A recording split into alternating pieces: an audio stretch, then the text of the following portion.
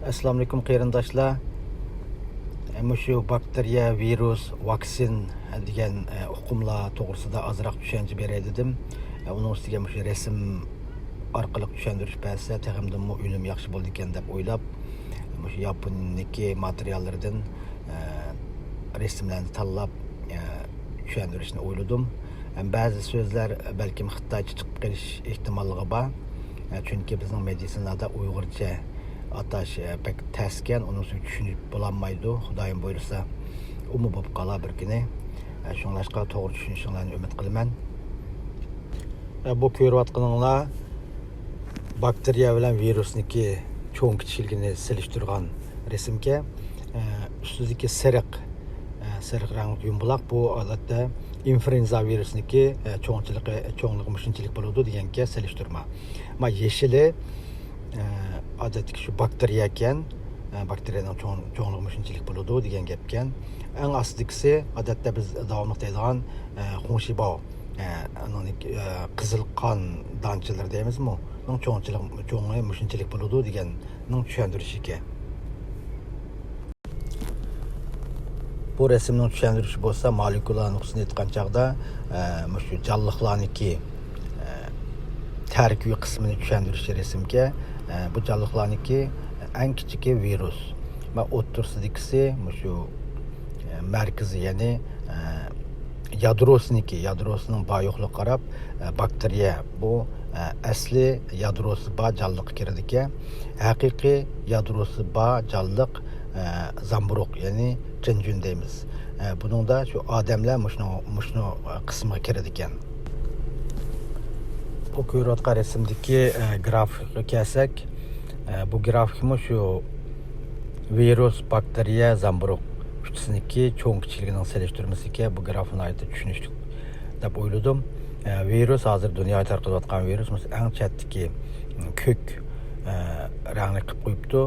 Cho'ng kichikligi shunchalik bo'ladi deganni tushuntirishiga. Andan keyin o'ttirsidagi shu hammasi uchisini qizil yumbuloq qilib qo'yibdi.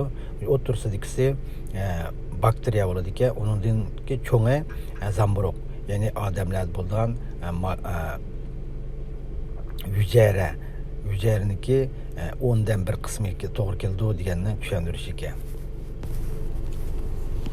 Bu rasmdagi ikki mikroskop, sol tarafdagi cho'ng mikroskop bu faqatlam virusni izlab topadigan mikroskop bo'ladi ekan. Bu mikroskop nihoyatda ilg'or bo'lib, shu virusning ichidagi DNA'dan tortib ko'gil bo'ladi ekan.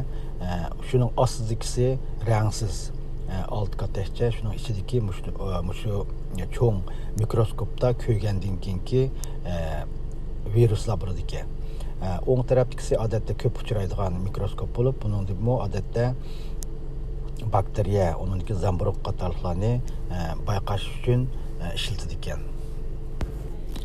Bu rasmdagi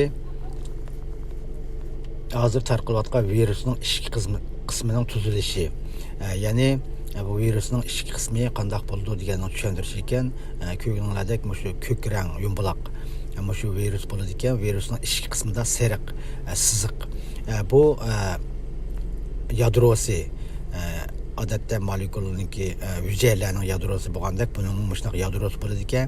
Ammo bu virusniki bu yadrosida faqatlam DNA yoki RNA o'xshamaydi ekan. Faqatla birisi bo'ladi ekan. Odatdagi hujayralarda hammasida bakteriyadami ikkisidan bo'ladi, ammo virusda faqatlam DNA yoki RNA birisi bo'ladi ekan. Bu rasmdagi virus, bakteriya, zamburug'niki ichki qismining tuzilishi ekan. Sol tarafdagi ko'k rangli shu boya tushuntirgan virusniki tuzilishi, o'ttirdagisi bakteriya, o'ng qo'l tarafdagisi zamburug' bo'ladi ekan. Ammo shu bakteriya bilan zamburug'niki farqi, bakteriyaniki hujayra temi bo'ladi ekan. Hujayra pardasi, uningki yadrosi bo'ladi ekan. Ammo odamniki shu hujayrasniki temi bo'lmaydi ekan. Buniki farqi shu ekan. Ammo shu hüceyrniki pərdisi buludu, hem öyle bilimiz. Ama birden bir alayligi bu bakteriyaniki hüceyre temi buludu iken. Hem bu resimde virüs olan bakteriyaniki adamның bedeniga kirgandan keyin qandaq ta'sirlarni qilib, qandaq tarqaladi deganni tushuntirishiga shu boshlikisi dastlabda badan kirgandan keyin bu qepidan chiqib shu yadro qismidagi boy degandek RNA yoki DNA bor dedik-ku. Bunun da tushuntirishda qepidan shu RNA'ni chiqarib boshqa nimaga hüceyrəyə kirgizib, hüceyrədə yana kopiya qilib, sirtqa chiqarib, yana tarqatadi ekan. Bu hamda virusniki birdan bir kamchiligi o'zi ko'paymaydi ekan. Shunga odamning badaniga kirib, molekulaning ichida ko'payishga qarab maqan ekan. Aslidagisi bo'lsa bakteriya. Bu bakteriya hamda o'zi badanning ichiga kirgandan keyin o'zidan bo'linib köpüydükə hem adamniki hüceyrəsinin içi kiribmi köpüyüb özüniki zəhərini çatış rolu bulur ikən. Bu virus bilan bakteriyaniki farqının xulasılığın kataqçı buludu. Bunun da virusniki hüceyrəsi bulmaydı. Onundan keyin adam bilan hayvanның bədəninə kirib hüceyrənin içində köpüydü. Onundan keyin şu yadro kısmında yani merkezde DNA yakımasa RNA buludu deptu. Anadaki bakteriyada bu bakteriyanın hüceyresi buludu. O adamın bedeninde yak hayvanın içinde bazı hücre bulmuşmu özü köpüyelaydı. Anadaki yadro kısmında DNA RNA ikisinden buludu diyenin yığıntısı iken. Hem de bu virus, bakteriya, zamburug'niki davolash usuli bo'lsa, bo'libmi virusniki davolash usuli virusniki ichida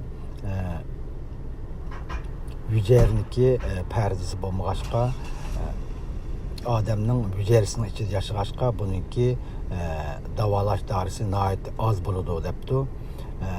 Shunga u dorilar faqatlam virusga bevosita ta'sir qilgan dori yoki bo'lsa odamning immunot kuchini tangshab davolash usuli bo'ladi ekan. Bakteriyaning bo'lsa, bakteriyaning ichida hüceyra bo'lg'achqa, shu hüceyrniki ko'payishini, hücrelerin köpeyişini aldın aldığan, anadaki hücrelerinki perdesini buzulduğan, buzup davalaşı olur buladı iken. Anadaki zamburukның bolsa, bu mu şu zamburukniki içindeki hücre perdesi ne buzup hücrelerinki perdesiniki şu tüzülüşünü zamburukның başına tüzülüp getişini aldın aldığan darılar buladı iken. Hem böyle bilimiz vaksin. Bu vaksin deganimiz hem de aldın eliş için uğrudu. Doktorchilikda o davalash qargan chaqda aldın elish eng muhim deb qaraldı. Shunlashqa vaksin degan nima deganni qisqacha tushuntirib o'tsam, bu vaksin deganimiz shu badan ichiga kirgan virus, bakteriyalarniki kuchini ojizlashtirish. Yani bir tarafdan zaharlik narsani zararsizlantirish roli bo'ladi. Andan keyin agar bu vaksinni badan urgandan keyin qanday ishlar bo'ladi deganda, vaksinni urgandan keyin şu vaksin deganimiz şu virus bakteriyalarni nisbatan badanda antibody yani kanti hosil qilish maqsadida urildi. Bu kantini qanday hosil qiladi degan chaqda oqqan damchilarga bu virus bakteriyalar sening dushmaning deganni uqtirib uningdan keyin shu antibody hosil bo'ladi ekan. Bunu mındaq addi bir misal qilib tushuntirsam tushunishli bo'ladi ekan deb o'yladim. Xuddi bu jamiyat ommonlikni saqlash saqchilari deymiz bir hisobda. Shuni oqqan damchilar mu badanning ichidagi saqchilar deyiladi odatda. Shu saqchilarga shu qandaq odamlarning qandaq nachar odamlarniki qandaq bo'lganligini uning kuzatish har xil usullar orqali shuni tepib chiqish xarakteri ega bo'ladi. Shuning o'xshash bu mu antibody deganimiz shu virusni cho'qim tunib, undan keyin shuni badan kirgandan keyin bu o'g'ri ekan yoki bo'lmasa bulanchi ekan deb har xil usullar orqali buni tepib chiqish roli bo'ladi ekan. O'ylab baksam bu misol bak oddiy bo'lib qopti. Boy degandek shu o'g'ri bulanchilarni tutgandan keyin uni qo'yitdi. Bu toza maskamigidek yana bir misol ism kelib qoldi. Tushunishinglarga oson bo'lish uchun deyapman buni. Masalan, bizning vatanni, bizning badanimiz desak, shu vatanning ichida Xitoy birdan-bir bizning dushmanimiz. Shu Xitoyni biz qanchaqda chegaradan chiqirmiz deganni biz hozir bilib bo'ldik desam bo'ladi, ammo yana Xitoyning yiligarligini oldindiganlarmi bor degandekchi. Bir hisobda mushini misolga olsam toza dal keldi ekan deb o'yladim. Demakchi, shu vatanimizning bizning badanimiz desak, shu badanning ichida biz hamma bilan bir saqchi desak, shu Xitoyniki qanday xarakteri bizning dushmanimiz deganini aniq bilib bo'ldik. Shunglashqa uni chegaradan chiqarish ya o'tirish ikki yo'l bor deb o'ylayman. Shunga mush misol dal kelamdikin deb o'yladim.